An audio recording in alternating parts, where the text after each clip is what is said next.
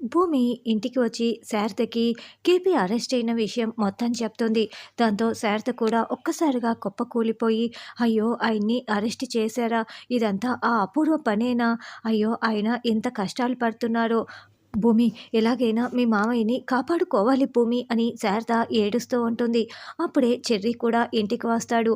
ఇక KP arrest అయిన విషయం శరత్ చంద్ర నీచంగా మాట్లాడింది మొత్తం కూడా వివరిస్తాడు. చెర్రీ పడుతున్న బాధలకి కూడా శారద తల్లడిల్లిపోతూ ఉంటుంది. అత్తయ్య, మామయ్యని బయటికి తీసుకురావాలంటే మీ వల్లే అవుతుంది అని భూమి అంటుంది. నేనేం చేసేదమ్మా అని శారద ఏడుస్తూ ఉంటుంది. అవును పెద్దమ్మ, నువ్వు అన్నయ్యతో మాట్లాడితేనే అన్నయ్య నీ మాట మాత్రమే వింటాడు కాబట్టి అన్నయ్య ఖచ్చితంగా నాన్నని బయటికి తీసుకువస్తాడు పెద్దమ్మ, నువ్వే మాట్లాడాలి అని చెర్రీ కూడా చెప్తాడు.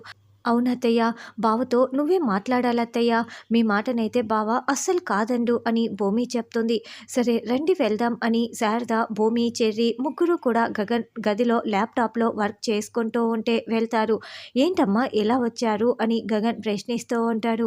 రే గగన్, ఆయనని అరెస్ట్ చేశారా, నువ్వు మాత్రమే విడిపించగలవు, నువ్వు ఏది మనసులో పెట్టుకోకుండా ఆయన్ని విడిపించరా ప్లీజ్ రా అని శారద ఏడుస్తూ వేడుకుంటూ ఉంటుంది.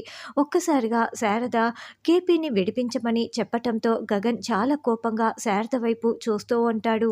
అమ్మ, ఏం మాట్లాడుతున్నావు అని గగన్ అనడంతో, రే నా కోసం ఈ ఒక్క పని చేయరా, ఆయన ఏ తప్పు చేయలేదు, ప్లీజ్ గగన్ విడిపించు గగన్ అని శారద వేడుకుంటూ ఉంటుంది. దాంతో గగన్ కొంచెం కూల్ అయిపోయి, సరేనమ్మా నీ కోసం నేను ఆయన్ని విడిపిస్తాను అని గగన్ మాట ఇస్తాడు.